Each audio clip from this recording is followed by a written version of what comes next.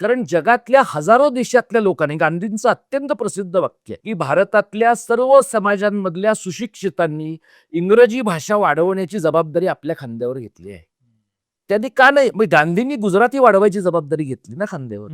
तर हे आपण लक्षात घ्यायला पाहिजे, की आपली भाषा वाढवण्याची जबाबदारी आपणच घ्यायची आहे. मराठी वाढवण्यासाठी तुर्कस्तानातून कुणी येणार नाही.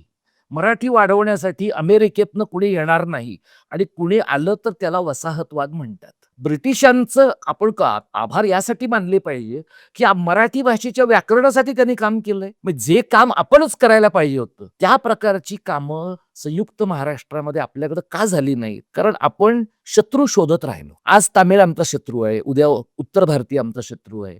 पण आपण आपले शत्रू आहोत. म्हणजे मराठी माध्यमाच्या शाळा बंद पडल्या, ह्याला काय युपी बिहारचे लोक जबाबदार आहेत का? मराठी लोकांनी घालायचं बंद केलं ना मराठी शाळांमध्ये. मराठी वाचनालय बंद पडली, चालत नाहीत गावागावांमधली, कारण मराठी लोकांनी वाचायचं बंद केलं. त्यांना असं वाटतं की व्हॉट्सअपवरचा एखादा मेसेज वाचणं हेच वाचन आहे.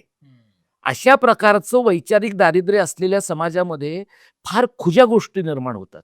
याच्यातनं बाहेर कसं पडणार आपण? तुम्ही भाषा शिकाल तेव्हा. पण बऱ्याच लोकांचं असं म्हणणं आहे की आम्ही भारतीय आहोत, आम्ही भारतातल्या कुठल्याही ठिकाणी जाऊ शकतो आणि आम्हाला हवं ते आम्ही करू शकतो. जरूर जावं की त्यांनी, जरूर जावं. थांबा, स्क्रोल करू नका, याचा पूर्ण एपिसोड पहा पुढे काय या YouTube चॅनलवर.